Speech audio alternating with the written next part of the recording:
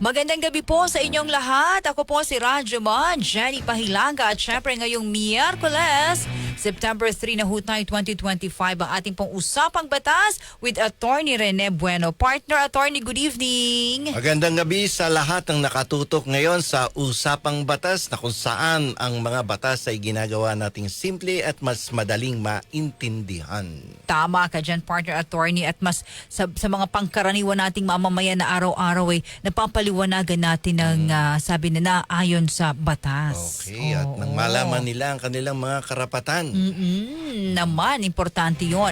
Pero bago yan sa aming mga pag-uusapan na tatalakayin po ni Attorney Bueno sa Usapang Batas, inaanyahan natin na Attorney ating mga nakikinig at nanonood. Ayan, live na ho tayo ngayon sa Facebook. Ayan, na pa YouTube, TikTok at X po, ayan, dating Twitter. Pero palagay ko may nakikinig ba sa X? Kasi yung mga X dapat hindi na binabalikan yan. Nox, may hugot ka talaga, partner. Ayan, Ikaw ba, binabalikan mo pa yung X? Actually, nangungulit sa akin yung ex ko, pero hindi na. Pag tapos na. Oo, there will be no a second chance. It will never be the same again, partner. Halika lang, pag-ibig na to. Magiging love guru tayo dito. Hindi na to usapang batas, usapang pag-ibig na to, attorney. Hello kay Colt 45, kay Maylene, kay Cheska Macuron, watching na sila sa atin ngayon, attorney. So eto na nga, kung may mga tanong ho kayo sa pag-uusapan namin ni Attorney Bueno, sige po. Simple man, magandang gabi, marami na silang tanong. Pero bago yan, Attorney Bueno, partner, itong pinag-uusapan ngayon, nasilip na naman itong sa budget, no? Ay, oo. Oo, expenditure. Nako, dahil na naman sa Department of Public Works. Ayan talagang itong public works na to palagi na lang iniistorbo ang ating mga mambabatas. Talagang talk of the dahil nation. Ang balita ko kanina ay gustong ipabalik ng ating mga mambabatas ang National Expenditure Program. At para sa kaalaman ng ating mga kayubi at ang mga nakatutok dito sa Usapang Batas, ito pong National Expenditure Program ay siyang recommended budget, no? Budget proposal to ng Executive Department sa House of Representatives no para sa darating na taong 2026 na malapit na, partner. Pagkatapos nilang manawagan ng budget hearing sa kanilang mga ahensya, no, nanghingi yan ng mga proposals sa different agencies and bureaus. Tapos isa-submit nila sa House of Representatives for the House of Representatives to exercise its power of the purse. Yan. Sila yung may power of the purse. Kaya't kinakailangan na gawin nila ang kanilang katungkulan, magkaroon ng deliberasyon, magkaroon ng argumentasyon dito sa mababang kapulungan at gumawa ng kanilang sariling bersyon ng appropriations. Kapag ganun, attorney, halimbawa partner, hindi nagkasundo, the Congress and the Senate, no? Ano ba ang pwedeng susunod na mangyayari doon? Kapag hindi nagkasundo ang dalawang Kongreso, yung Upper House and the Lower House, ay mapipilitan na bumuo ng bicameral conference committee. Ito na yun. And the primary objective of that committee is to reconcile the two different versions, no, pagdating sa budget na to. At yan ang medyo nagkakaroon ng problema sapagkat ito ay hindi katulad ng deliberasyon sa House at sa Senate na kung saan habang sila ay nagpiprepara ng kanya-kanyang version ay open to public, merong transparency, pero pagdating sa bicameral conference, yan ay closed door. Nakatago sila dyan at dyan nangyayari ang singitan. Insertion. Yung tinatawag na insertion. At ang problema natin sa kasalukuyan ay dahil dyan sa mga insertions na yan na nagawa nila noong nakaraang 2024. 24. Tama? Today is 25. 25. Noong 2024, ayan ang nangyari. Nagka-problema dahil na sa mga insertions, no? At realignment of funds. Lagi na naririnig yan attorney di ba? Oo. Insertions. Oo. Kung ikaw ba may pagkakataon na parusahan itong mga kongresista na mahilig mag-insertion or maningit, ano ba ang gusto mong kuritin sa kanila? Nako, syempre yung ramdam na ramdam yung sakit. Sa singit. Kasi mahilig sila magsingit ng pondo. Purutin kita sa singit Oo, ng magtanda. Sakto, no? Oo, di ba? Mahilig silang magsisingit. Bakit nila ginagawa ito at nakakalusot, partner? Alam mo, sinabi ko nga nung mga nakarang episode natin na parang itong pondo sa flood control ito yung modern day pork barrel. Oo. Na tinatawag nung panahon ni President Noynoy Aquino, Yes. na diniklarang unconstitutional ng ating Korte Suprema. Pero mukhang nauulit in a different term ang ginagamit yung flood control ngayon. In the person of Sara, diba? Sara. Oo, Diskaya. Nako, yun lang. Yun. So, kung mapapansin mo, namamanipula yung mga nananalo sa biddings, no?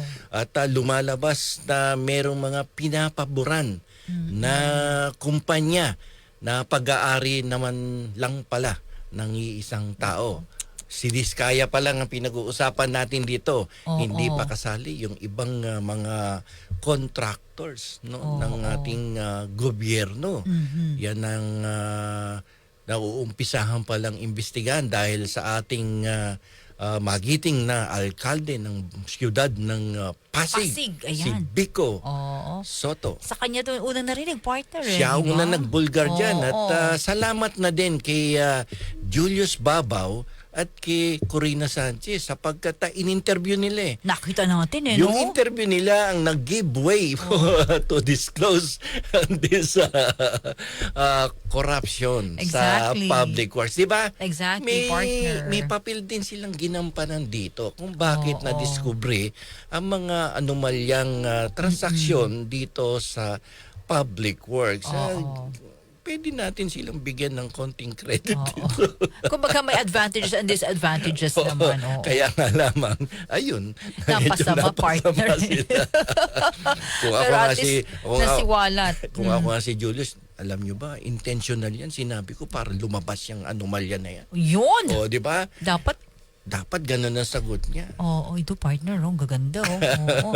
So itong budget na ito, hindi po pwede na ganun lamang na. Oo, so yung budget, na kapag ginawa na yan ng Department of Budget and Management, eto na yun. abay hindi pwedeng sabihin ng Kongreso na ibinabalik ko sa inyo ang National Expenditure Program. Sapagkat sila ay may katungkulan na magkaroon ng deliberasyon, pag-usapan kung ano ang dapat na pondo sa darating na taong 2026. Prepared na yan, binigay na sa inyo. Digawan mo na sarili mong bersyon kung yan ay kinakailangang baguhin. Ngayon, kung nakita naman na merong pagkukulang sa parte ng Department of Budget na nagkaroon ng duplication ng allocation ng pondo dahil ang isang proyekto ay tapos na pala. Abay, tama naman ang sinabi ng ating Department of Budget na kung saan gagawa na lang ng erratum. Erratum. Partner, Yung erratum is our word for the day. Erratum. Okay. Kung naririnig yan, ano?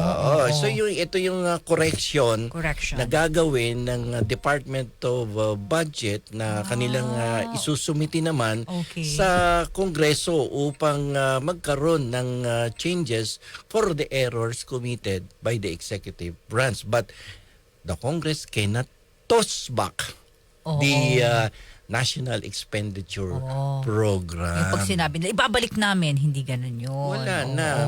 Ba't pa babalik? Tapos na. Tinapos na Ba't mo pa isosole o ibabalik? Parang ex din yan. Pag tapos na, babalikan mo pa ba? Hindi na. Diba? Wala Ang na. nakaraan ay nakaraan. So, tapusin mo kung ano ang obligasyon mo under the Constitution. O sabi ni Maylin, Atty. Bueno, yung erratum na yan po ang bumara po kay Senator Amy sabi niya. Oo, alam mo naman si Senator Amy, minsan pabigla-bigla yan eh. Oo. Katulad na lamang ng kanyang sinabi na si Boying Remulla, ang ating Secretary of Justice, na kanyang haharangin ang appointment nito, no, doon sa Judicial and Bar Council pa lang ay kanya nang questionin, sapagkat ito daw posisyon na to ay hindi pwedeng akupahan ng isang dating politiko na tumakbo sa eleksyon. Tiningnan ko yung history ni Boying Remulla. Hindi naman siya tumakbo noong nakaraan eleksyon. 2019 pa yata yung huling takbo nito. Ang sinasabi ng batas at para do sa mga kandidato sa ombudsman dapat tumakbo ka nung pinakahuling eleksyon. Yung pinakahuling eleksyon bago ka ma-appoint sa posisyon ng ombudsman. Ito yun, nung 2022. Oo, 22. Hindi naman siya tumakbo. Sumali si Senator Amy Marcos. Kaya nung hinahanap ko yung kanyang deklarasyon na may mukha niya mukhang dinilit niya sa kanyang Facebook account. Pero Mabilis ayaw mag-comment ni Pangulo sa kapatid niya. Quiet lang siya. Alam mo naman ng Pangulo, medyo mabait yan. Parang ako yan eh. Yes, of course naman. Sabi ni Paul Credo, hello daw po watching. Ayan, si Paul Credo, Chris Mendoza. Attorney, may question dito, although medyo iba to, no? Pero baka kasi matabunan lang. Paano daw po matatapos ng Diskaya yung project na nirevoke na po ng PCAB ang license nila, attorney? Ni-revoke ng Philippine Contractors Accreditation Board yung kanyang lisensya. Yes. So, blacklisted na yan. Hindi na pwedeng mag-perform yan ng projects niya. So, mangyayari dyan ay kakasuhan siya. So definitely wala nang continuation of the implementation of the project. Pero according to the investigation, na kumpleto naman daw niya lahat ang proyektong ibinigay sa kanya ng gobyerno. According do sa question and answer nila ni Senator Jinggoy Estrada. So wala namang problema kung sakasakali. Siguro nagkaroon lang dito ng overpricing o kaya substandard, something like that. But in her case, attorney, yun nga, hindi na makakapag-transact, no? Itong wala na kasi pag ganyan mga malakihang proyekto sa gobyerno, kinakailangan mo ang accreditation mo doon sa PCAB. Without your accreditation there, malabo kang makapasok. At saka, kung nasasangkot siya sa ganitong mga anomalya at usapin, ikaw ba kukunin mo ba yung construction niya? Wala na, hindi mo na siya kukuhanin kasi may doubt na sa kanyang integridad, no, bilang government contractor. At lalo pa ngayon nag-issue ng immigration lookout ang Immigration Bureau na siya ay hindi makakalabas sa bansa ngayon, di ba? Tinanong ko ngayon kay Attorney Bueno, mga kay-UB, yung lookout, so wala lang titingnan kung lalabas ng bansa, nakaano ka lang. Tingin ka lang. It will only delay the flight just in case na nagkaroon ng immigration lookout. Habang hindi pa siya nasasampahan ng reklamo sa ating husgado, hindi mo pa siya talagang makokompel na to proceed with the flight, yung travel niya sa abroad. Naku po. So, ang magagawa lang ng immigration niya, report siya sa DOJ, sir, yung tong ano mo, andi dito sa airport, mukhang lalabas. So, madidelay yung flight niya at questionin.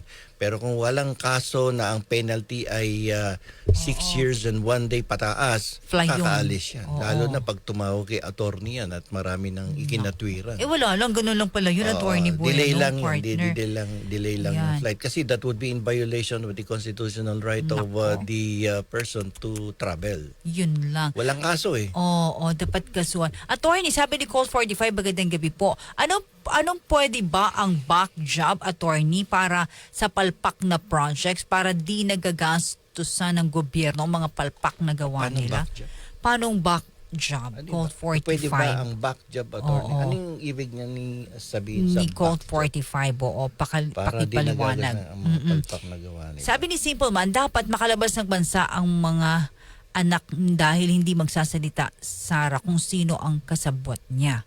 Kung sino-sinong kasabwat niya. Oo. Ayun, yun lang. Sabi ng lawyer niya kanina, wag nang idama yung kanyang mga anak, no? Tama naman. At yun. nasa Kasi bansa pa naman po. O, nasa sabi. bansa. At sabi Sila, din ng Diskaya. abogado ay wala naman daw balak umalis si Diskaya ng bansa.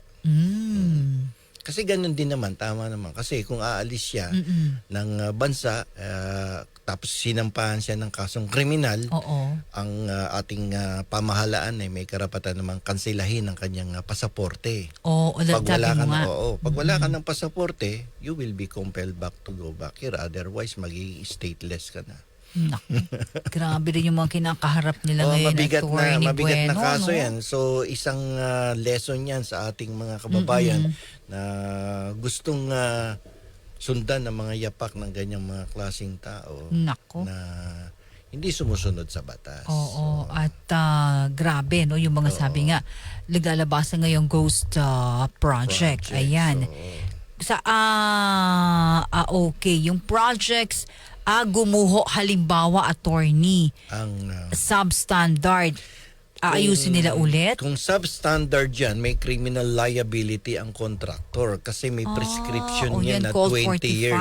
45. From the Oo. date it was completed, may 20 years yan within which the owner of the building or the government who owns the project has the right to institute a legal action against the contractor.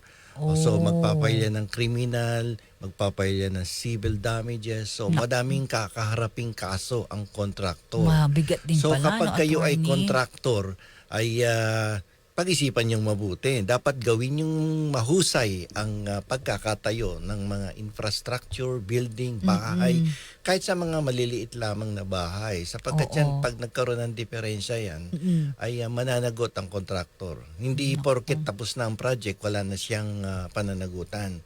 So there is a prescription. No? Na kapag may nangyari dyan at nandoon ka pa sa prescription period, madedemanda ka. Ganun pala, sa contractor ka na, no?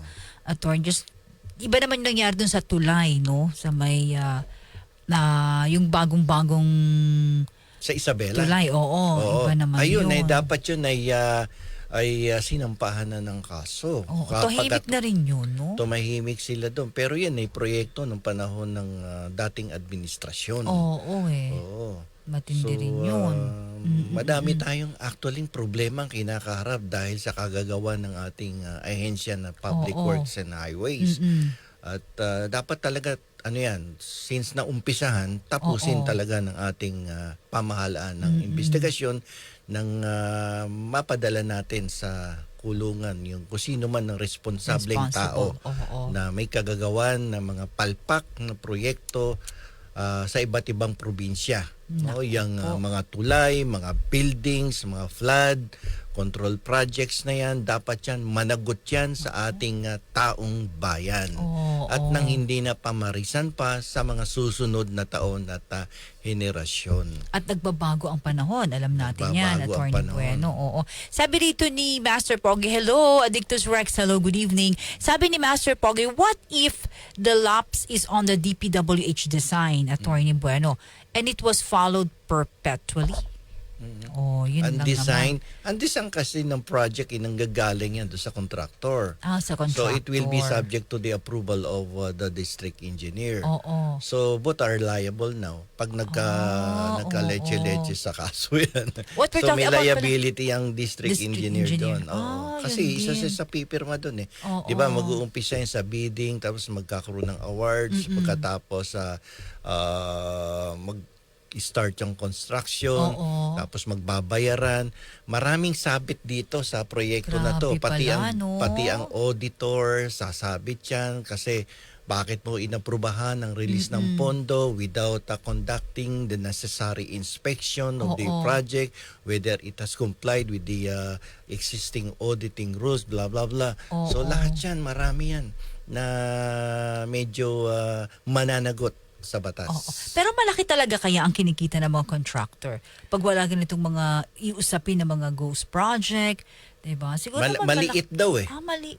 Kasi napupunta daw sa iba't ibang mga kanilang pinagbibigyan ng share kasi Ang nangyayari, kaya napepersa silang maging substandard daw yan, ay bago pa man mag-umpisa ang proyekto, ay may nanghihingi na daw sa kanila. Kaya nababawasan din Kaya yung nababawasan yung budget. pondo. So, maiiwan mga 30-40% na lang ng total amount of the project. So, ang napepersa naman sila to lower the standard of the project. Yun ang nangyayari dyan. Aprubahan pa lang ang project, may advance na yata yan eh. Naku, mahirap din pala, no, attorney, ano. Sabi ni Master Pogi, Attorney Buena, there are times na the district engineer wants a particular design, walang magawa ang mga builders. Ayan, kasi ang pinakahari dyan sa pagdating sa mga proyekto, yung district engineer eh. Talagang sila, no, partner, no. Pero may pananagutan dyan yung pinaka-head. Dahil Ayun hindi lang. naman gagalaw ng husto yon kung hindi naman pinayagan din nung kanyang mga ninong at ninang o yung kanyang mga amo. Yan, talagang magmumultiply yung mga persons liable to this anomalous transaction. Ang dami talagang ano, Ang no? dami niyan. So may mga lumilitaw na ng mga politiko, di ba? At nagdi-deny din naman yung mga politiko sa mga aligasyon laban sa kanila. At yung iba nga ay nagpapatimpla na din ng kape. No? Masarap ba yung kape nila na yun? Di ba? Yun lang naman. Sabi ni Maylin, Attorney Bueno, good job po kay Toby. Pero, Toby ask lang, musta naman ang 4 billion flood control sa Navotas? Naku, lahat para Alam niyo lahat. saan nabotas, kahit wala namang ulan, bumabaha dyan. Oo naman, Kasi attorney, ano yan, mababa yung lugar na yan, parang Malabon din. And even Valenzuela, lumulubog yan kahit walang ulan. Yun Yan ang lang. problema nila dyan. Attorney, tanong ni Car Ob, sa palagay mo daw po ba mapapanagot ang mga politiko, senador at congressman? Pag may political will at strong ang determinasyon ng kasalukuyang administrasyon, ako'y naniniwala na merong mapapanagot at maipapadala sa kulungan. Yun. Pero kung wala yung political will, walang mangyayari. Pero I think there is a similarity between the previous administration ni former President Noynoy Aquino Attorney. and the present administration na si Bongbong Marcos Uy, Jr. oo. Ay kasi si Noynoy Aquino at that time talagang nag-institute siya ng reform sa gobyerno at inuna niya yung mga corrupt officials na kinasuhan, pinakulong. At kung matatandaan mo, ang mga naipakulong niya ay sangkot sa pork barrel. Tama. At dito naman sa ilalim ng administrasyon ni Bongbong Marcos, ang Flood. mga kanyang kakasuhan dito ay mga officials at contractors na sangkot naman sa flood control projects na ginagawang milking cow ng mga contractors at mga politiko. So, merong pagkakahawig.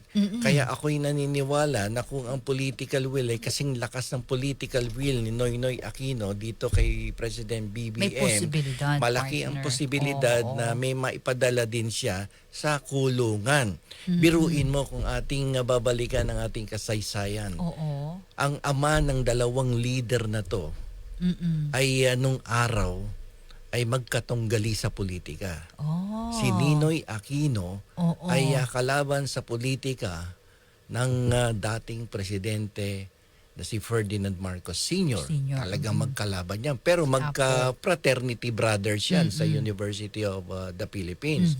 Pero kung mapapansin ninyo, yung mga ama nila magkalaban, pero pagdating nung panahon na sila ngayon ay nakaupo, si BBM at yung si Noynoy, mukhang nagkakapareho ang kanilang adhikain sa pagsugpo sa korupsyon sa ating gobyerno. Parang tadhana, no? Parang tinadhana na parehong-pareho ang nangyayari. Kung yung babalikan ang kasaysayan, parang almost similar. At ano pa, pareho din, Aquino at public Marcos. works din ang involved. Naku, yun lang. Pareho-pareho. Mm-mm. At sa ano ko napa-amen tuloy sa iyo partner Attorney Bueno si Car Ops. Amen. Sana po Attorney Oo nga. Bueno. Oo. Sabi ni Rose Pablo, magandang gabi nako. Napatunayan ng lahat na may katiwalian yung mga regional district engineer kasama ang mga mambabatas. Baka kulangin tayo ng kulungan. Magkakasya yan. Yung sobrang pondo sa flood control ay dapat gawa ng expansion ng ating mga kulungan. Oo. Sa oras nating 8:27, Attorney Bueno, kanina nagsalita si Attorney Claire si Yusek, no? Okay. But if may pinakita siya doon na news na even the time pa pala of former President Duterte, may ganito na balita about mga ghost no? Yeah, maraming ghost Project. projects. Panahon pa ni Duterte, meron na yan. At during the time of Noynoy, meron din yan. Kaya nga nakapagpakulong si Noynoy Aquino ng mga politiko na nasangkot dyan sa pork barrel. Oo. Yun pala yung kaninang pahayag niya. Pero ang medyo siguro nakakairita dyan is that ang ating pong Vice Presidente ay naglabas ng kanyang statement sa media. Hindi ko alam kung kanina yon o kahapon na kanyang sinasabi na kung siya ay nakaupo dyan, isang araw lang yan. Tapos yung flood control projects di maganda issue pala. na yan. Di maganda pala kung ganun. Pero binara siya ng ating undersecretary niya si Attorney Claire Castro. So pinakitaan siya ng ebidensya no na itong flood control na yan actually nagsimula sa tatay mo. May tinanggal bang secretary ng DPWH? Meron ba kayo na prosecute na mga public officials sa ilalim ng ahensya na yan? So wala. So ewan ko ba kasi napapansin ko kay Vice President Sara Duterte ay parang minsan nabibigla lang siya doon sa kanyang mga pananalita. Sapagkat isipin mo bilang isang abogada, hindi mo pwedeng sabihin na sa loob lamang ng isang araw, sabihin mo na lang isang buwan, no, kaya mong tapusin at ipadala sa mga kulungan ang mga responsableng opisyal dito sa public works, no, yung sa flood control na yan. Flood control project. Sa ilalim ng ating batas, kapag ikaw ay may pinaghihinalaan, may mga suspect ka dyan sa mga anomalya na yan, kailangan mong pairali ng mga prinsipyo sa ilalim ng ating saligang batas. Unang-una na, nandiyan dyan ang due process of law. Yes. Sinasabi ng ating batas na no person shall be deprived of life, liberty, or property. Kapag sinabi mong tatapusin ko yan ng isang araw, isang buwan o 2 buwan, that would be in violation of the due process of law because you need to give the person the opportunity to speak, the opportunity to defend himself before a court. Di ba? Malaking usapin to, bilyon-bilyon. Siyempre, hindi mo basta itotokhang yan. Oo nga. Mahirap At yun. yung ebidensya, no, Attorney? Dapat presentehan mo ng ebidensya ang iyong inaakusahan and give him the opportunity to defend himself and also present his own evidence para may pagtanggol niya yung sarili niya. Hindi pwedeng tatapusin mo ng isang araw. Ano ka? Diktador. Di ba? Hindi pwede yun. Baka naman ano bang tawag sa ganung salita, Attorney? Baka naman lang yun, padaan lang niya yun, di ba? Parinig niya lang yun. Pero siguro kagigising lang niya. Isang Baka araw, puyat, no? baka puyat. Oo, isang araw, Baka partner. Ayan, matindi rin, ano? Kaya sabi ni Mylene, buti lang po nung time ni Noah, walang mga contractor na yan, kundi lulubog yung Noah's Ark. Puro yung yung Noah's Ark talagang yun Ano ba ang dinaanan ni Noah noon, di ba? 40 days and 40 nights na. Baha, Attorney. Lahat ng hayop ay pinasakay niya sa kanyang barko. Kung uso na nun yung mga contractor na ganyan, ng mga ghost, ako lumubog yun. Sigurado maraming elepante doon. Meron, Attorney. Doon sa Noah's Ark. May marami elepante. ding mga cow na naging milking cow. Maraming elepante naging elephant in the room. Lahat ng hayop. So, madalas mabanggit ngayon yan sa Senado, even in the lower house, yung elephant in the room. Para din sa ating mga kayubi at sa mga nakatutok ngayon, Yes, attorney. alam nyo ba ang ibig sabihin ng elephant in the room? Oh. Ayan ay isang tao na sangkot sa isang problema o sa isang issue na kung saan kung nagkaroon ng isang investigasyon ay iniiwasan niyang pag-usapan ang issue o problema sapagkat siya ay maaaring masaktan, siya ay maaaring mapahamak o siya ay pwedeng madamay sa problemang kinakaharap ng kanilang grupo. So ang tawag doon, elephant in the room. Yun So, pala.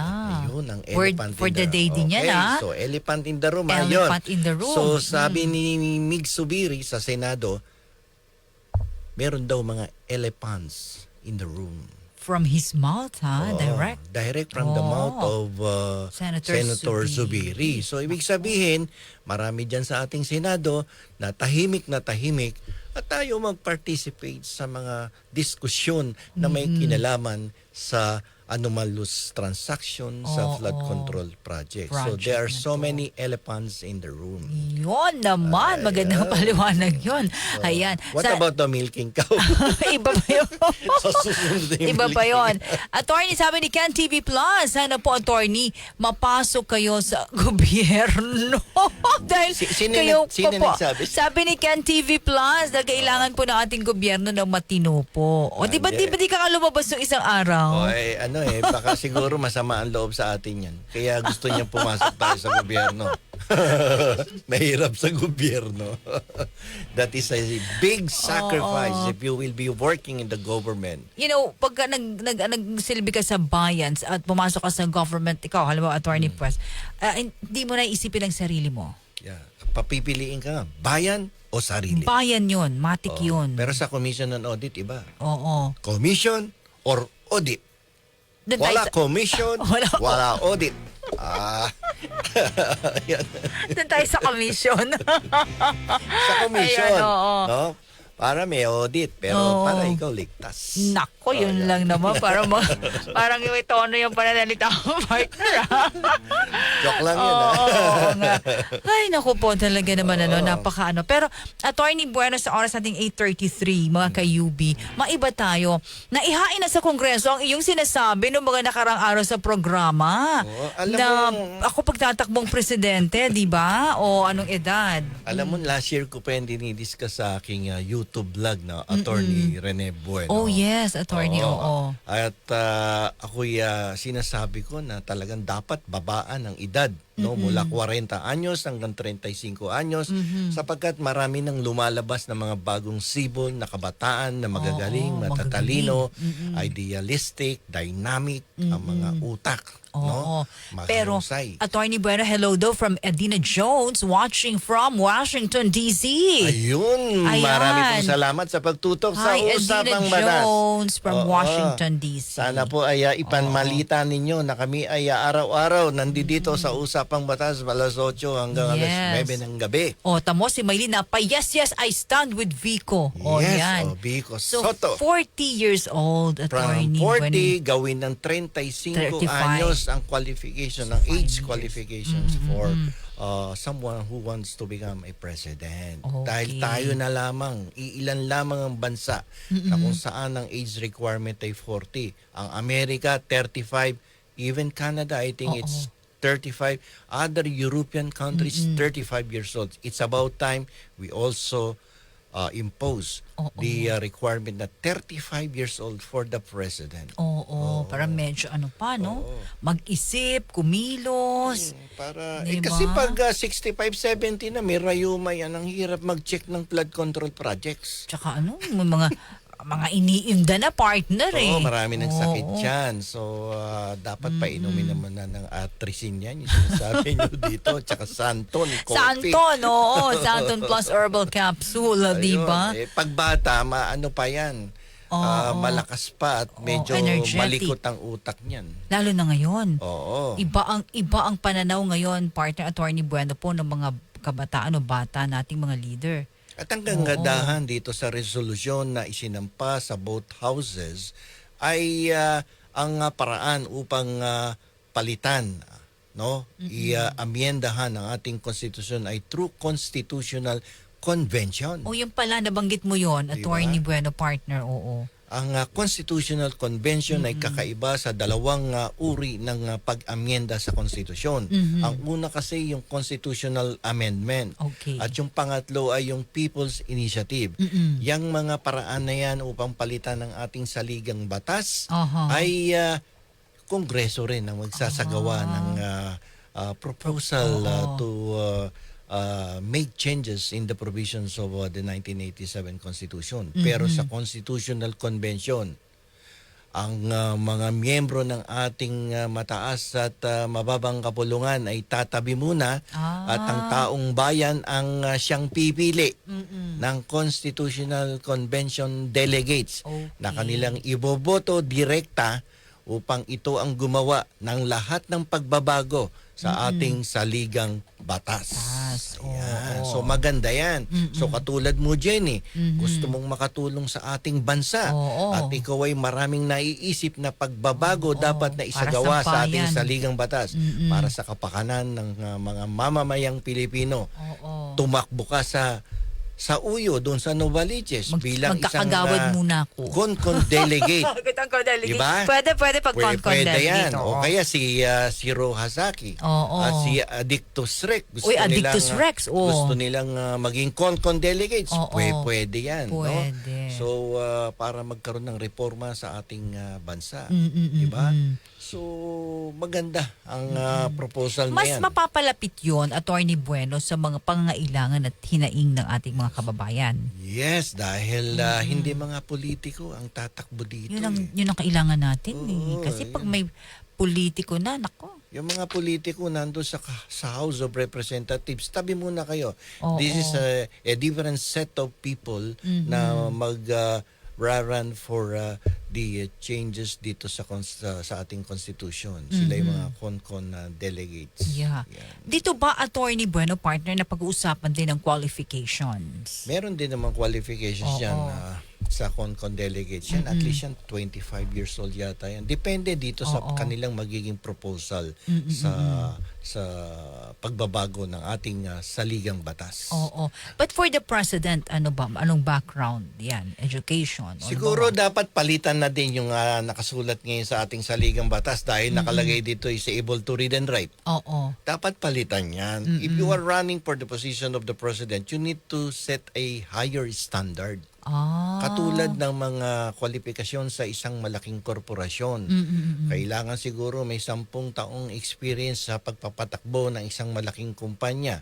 No? Palagay mo, sabihin ko, dapat na nakapag-manage yan ng at least 5,000 to 10,000 people sa isang malaking korporasyon at yan ay may MBA degree. Kasi yung karanasan mo, yun ang pinakamabisang makapagtuturo sa'yo di ba? Yung experience, napaka-importante niyan.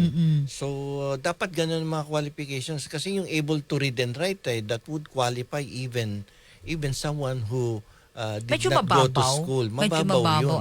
Mababaw yun So taasan mo yung mag-apply ka nga sa trabaho na food server, hinahanap bachelor's degree. What more to a president who will manage 117 million Filipino people? Yes. Diba? Malain mo if you were the president, ano? Diba? Malaking responsibilidad dyan. So dapat malaki din ang qualifications. What about the political dynasty? Hindi naman na maano rin dito, no? Yan ang kagandahan kung bakit kailangan ng Constitutional Convention na pagbabago sa batas, sa saligang batas. Yung political dynasty na yan, no? Hindi pa ako nakakatuntong ng kolehiyo, sinasabi na dapat magkaroon ng sariling batas ang ating bansa dahil meron daw prinsipyo sa ilalim ng konstitusyon na bawal ang political dynasty. Pero ano nangyayari?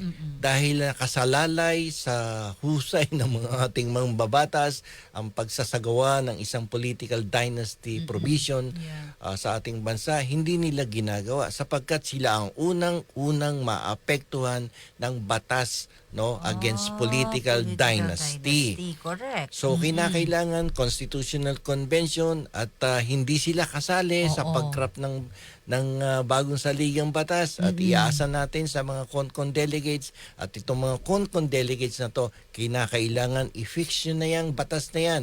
Huwag nyo nang lagyan ng enabling law or unless provided by law yung mga clause na ganon sa saligang batas. Sabihin mo na kagad, political dynasty is not allowed under the new constitution. Dapat within the fourth civil degree, walang tatakbong kamag-anak na isang incumbent elective official. Oo, dapat diba? ganun. Attorney, oo. O sabi ni Addictus Rex, Attorney Buena, dapat may IQ and psychological test? Oo, pwede din siguro pag-uusapan yan sa konbensyon, no? Kung kinakailangan. Kasi may napagbibintangan na merong saltik na naglilingkod sa ating bayan. May sayad daw, sino ba yun? Parang narinig ko yun may yung family background, pwede ba yun? Isa lang dapat ang asawa, ganon? Maraming alsa dyan. Alsa Oo, dyan. marami kasing may boyfriend, marami may girlfriend.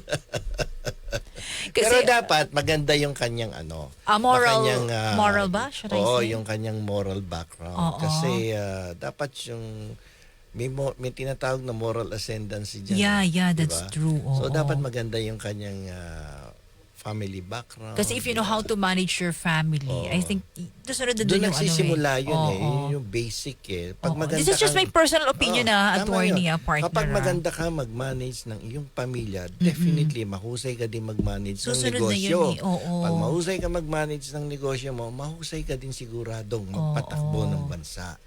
Hindi pwedeng sabog-sabog yung management mo sa pamilya mo. Tapos may anak kang adik. Gulo-gulo ng pamilya mo. Ang mga anak mo puro adik. Sabit sa mga ganitong... May nakakulong, na-convict ng crime. Tapos tatakbo ka sa politika. Anong klaseng leader yon? So dapat yung mga ganon, chine-check din ng background. Para kang nag-a-apply ng ombudsman sa Judicial and Bar Council. Yes. Katulad ni Secretary Remulla. Hinihingan siya ng clearance. So, if you cannot submit that necessary clearance, that you do not have any derogatory record, wala kang pending criminal case, then saka ka pa lamang dapat tatanggapin, di ba? At i-consider as one of the nominees for the position of ombudsman. But if you have a pending case for a crime involving moral turpitude, then you will be disqualified. In the same way na dapat gawin din yan sa mga tatakbo sa matataas na posisyon. Like for instance, senador or vice presidente. If you are running for the position of a senator, dapat wala kang kaso na involving moral turpitude. And then at the same time, yung pending case mo ay punishable by 6 years and 1 day pataas. Kasi may doubt na ang tao sa'yo Nasasangkot ka na sa... Although there is a presumption of innocence. Of course, attorney. Pero kung ganyang may kaso ka ng mga katiwalian sa gobyerno, di ba? Naglustay ka ng pera, minsan ikaw ay naakusahan na ng mga grabing krimen. Ba't sabi ni Maylin, Attorney Bueno, bakit sa ombudsman ang higpit po? Pero sa senador, congressman, president, hindi. Kaya kinakailangang baguhin ang ating saligang. Parang unfair naman, partner, no? Biruin mo, mas mataas ang posisyon ng presidente, pero napakaluwag ng kanyang kwalifikasyon. Napakababaw. Pero pagdating sa mga other positions ay napakataas. Sabi ni Shirley Gonzaki, Attorney Bueno, dapat isama rin po yung SALN bilang requirement din sa COMELEC naman. Sa gobyerno kasi, actually, required naman talaga ang submission of SALN. If you will be appointed to the government, one of the requirements, documents that you need to submit is the SALN. Ewan ko lamang kung strictly implemented yan sa ating pamahalaan. Kasi nga, kung if you will record, maraming mga justices, even the justices were not able to submit their own SALN na nauwi sa kanilang pagkakatanggal sa posisyon na impeach pa, di ba? So, ibig sabihin, medyo relax ang ating pamahalaan pagdating sa SALN. Napaka-importante niyang SALN na yan because that is the first step for the government to institute an investigation regarding unexplained wealth of government employees and officials. Tama. O sabi ni Sweet Day sa'yo, attorney, pwede ba? Dapat nakapag-aral at nakapagtapos tumakbo as mambabatas. Unfair po sa mga naghahanap ng trabaho. Yes. Bakit kung naghahanap ka ng trabaho, ang daming qualifications. Pero as a senator, read and write, okay na po, pero silang gagawa ng batas, magpapatupad o hawak ng batas. Diba, Yes, attorney?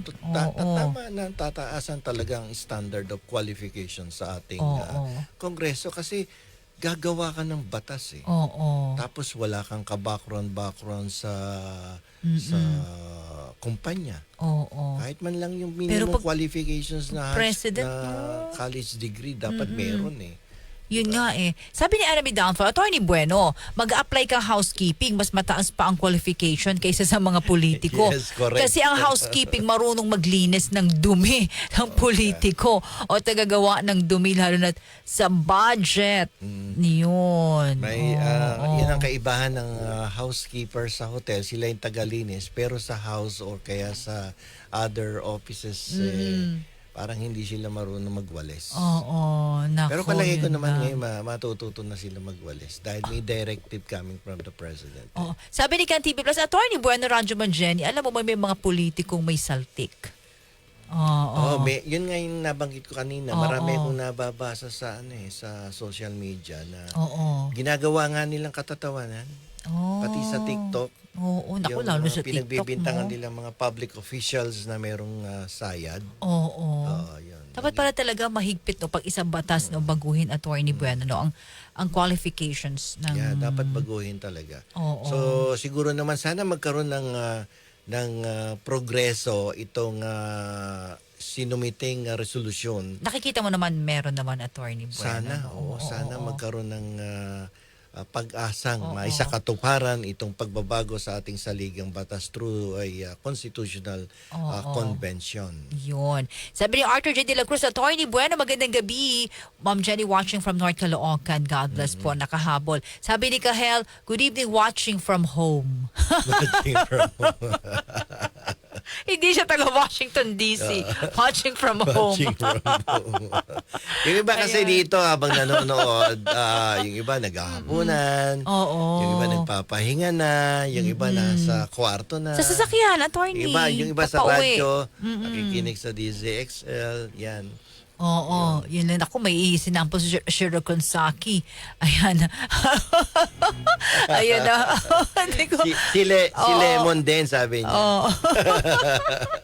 Iba daw yung Malilikot ang experience. isipan ng mga kayubi natin, partner, Kanyang paboritong action star.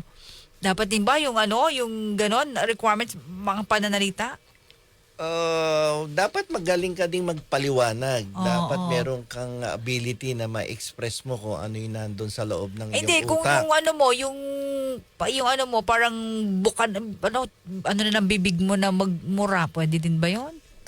Dapat nga ipagbawal yan sa ating sa gobyerno. Na kapag ikaw ay umahawak ng isang importanteng posisyon, hinay-hinay sa pagbibitaw ng mga pananalita na lalong-lalo na nakikinig ang mga bata. Kasi gagayahin ka eh. Ako nga minsan sa kalye, napapansin ko yung mga bata ang lulutong eh. Ganun. Nag-PPI. Naku, may mga kabataan din akong ganyan narinig. Nagkukwentuhan sa isang convenience store. Puro puto kutsinta. Sabi ko, ano ba itong mga batang to? Konting kibot, puto kutsinta. Lagyan mo ng Mahilig silang Iba na.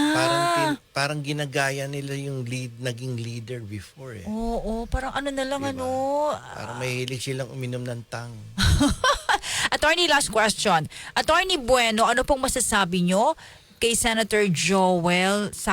Masasabi nyo, sinabi ni Senator Joel, kakasuhan niya po mga fake news sa kanya, yung mga pictures niya with DPWH. Yung fake niya yun. news, karapatan niya yun na basta fake news.